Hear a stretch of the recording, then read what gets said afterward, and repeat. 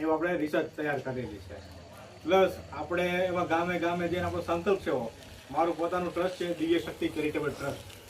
મારું એવું માનવું છે કે ગામડા સુધી છે ને કોઈ લોકો પહોંચતા નથી, અને ગામડાના લોકો શું હોય છે કે બધા પોતપોતાનું ઘરે કામ કરતા હોય છે, ખેતીવાડી કરતા હોય છે. તો આપણે શું તાવ આવ્યો હોય તો આપણે છે ને એમ કહી દઈએ કે આ તો તાવ છે, નોર્મલ વસ્તુ છે, જવા દઈએ. બરાબર છે, એ બધું હોય આપણે, અને એ સાચી પણ વસ્તુ છે. બરાબર, તો તે માટે છે ને મેં દરેક ગામમાં જઈને આવા જાગૃતિ કેમ્પ કરું છું. અને પ્લસ ફેરીથી જોતા એટલે કે શરીરની અંદર કોઈ પણ રીતે આપણે હાથ મુવમેન્ટ હલાવી હોય કે તમારું મગજની સ્થિરતા લાવી હોય તો એના માટે મારું સ્પેશિયાલિટી છે. બરાબર, હવે આમાં શું છે કે ગામડામાં કરવાનો મતલબ એવો કે ઘણા લોકોને છે ને ખબર નથી હોતી કે કયા ડોક્ટર પાસે કયા બીમારીનો ઈલાજ થાય છે.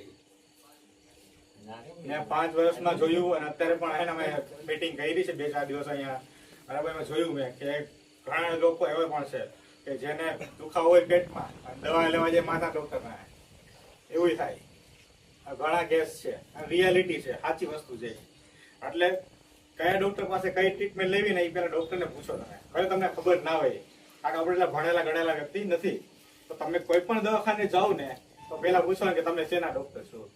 આ કઈ આપણો અધિકાર છે. બરાબર છે, એને પૂછો કે તમે શેના ડોક્ટર છો, તો એ તમને કહેશે કે ભાઈ હું ફિઝિશિયન છું. ફિઝિશિયન નું શું કામ આવે, કહેશે કે ભાઈ તાવ શરદી ઉધરસ નું ડોક્ટર. તો તમને ખબર પડી કે ભાઈ આ તાવ શરદી ઉધરસ માત્ર ડોક્ટર છે. ગમે ત્યારે મને આ તાવ શરદી ઉધરસ ગમે થાય એવું તો એની પાસે જવું. આ બીજો કોઈ ડોક્ટર છે, બરાબર છે, પાટાપિંડી વાળી છે. અને ઘણા ડોક્ટર છે ને જે તાવ શરદી વાળા છે એ પાટાપિંડી વાળી દે છે, કારણ કે હવે એટલું તો આવડતું બધે એકાદું ભણતા હોય એટલે. તો એને પણ પૂછો કે તમે શેના ડોક્ટર છો, તો એમ કે હું હાડકા ડોક્ટર છું. તો તમે હાડકું ભાંગી, અને અત્યારે બહુ વધી ગયું છે. અને આયુષ્માન કાર્ડ આવ્યા પછી આવું એને ઘણા ખોટા ઓપરેશન ઘણા બધા થઈ ગયા અત્યારે. સાચી વાત, બરાબર છે. તમને ખાલી પેટમાં દુખાવો હોય તો કે હા ભાઈ હાલો હારંગાઈટ નીકળી ગઈ, કર નાખો, હુવડાઈ નાખો, બસ થઈ ગયું. તમને થોડી ખબર છે કે હારંગાઈટ છે કે નથી, તમને બતાવી નથી કઈ કેમેરામાં, બરાબર છે. એટલે આવી છે ને આપણી જાણકારી આપણે એને હોવી જરૂરી છે. બરાબર છે. સિટીના લોકોને તો શું છે કે અવારનવાર આવું બધું મળતું હોય, કારણ કે જાગૃત હોય. બરાબર, તો આપણે જે ગામડાના માણસો જે બરાબર આપણે તો છે ને આપણી લાઈફ ખાલી ગામડા પૂરતી, આપણા ઘર પૂરતી, ખેતર પૂરતી હોય. આવડે છોકરા નોકરી કરતા હોય, બરાબર, બહાર હોય, પણ એટલું આપણે કોમ્બિનેશન ના કરતા કે એને ક્યાં હેરાન કરવું આપણે. તો છે ને અમારું મિનિંગ જ એ છે કે ગામડે ગામડે આપણે આવી જાગૃતિ કેમ કરવા. એટલે તમે જ્યારે પણ ડોક્ટરની ટ્રીટમેન્ટ લેવા જાઓ ગમે એ બાબતમાં, કારણ કે પેટમાં દુખતું હોય ને તો પૂછી જ લેવાનું કે તું કયો ડોક્ટર. હવે એ જો તમે એક સવાલ નહીં કરો ને તો આને આગળ જતા તમને પ્રોબ્લેમ પડશે.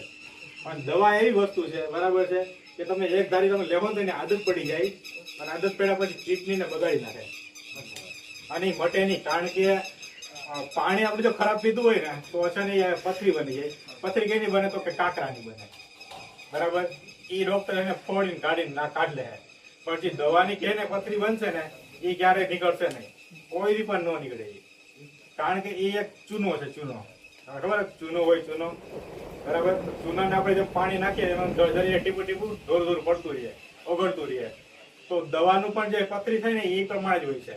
તો પથરી જેમ કે 2 mm ની થઈ કે દાણા જેવી થઈ કે મોટા દાણા જેવી થઈ, બરાબર. તમે જેટલું પાણી પીવો, બરાબર, તો એમાં જરી જરી છે ને ટીપા ટીપા પડ્યા રાખશે, અને આખી કિડનીને હે બગાડ નાખશે. બરાબર, એટલે ખોટી દવા લેવી છે ને બહુ નુકસાનકારક છે.